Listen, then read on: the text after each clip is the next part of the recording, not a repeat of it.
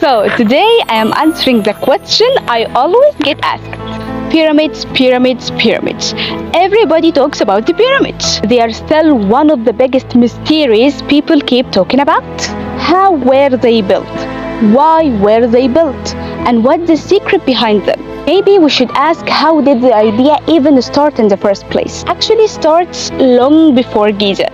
So let's go. Come.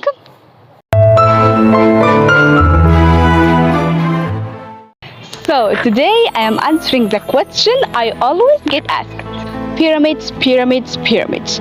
Everybody talks about the pyramids. They are still one of the biggest mysteries people keep talking about. How were they built? Why were they built? And what's the secret behind them? Maybe we should ask, how did the idea even start in the first place? Actually starts long before Giza. So let's go.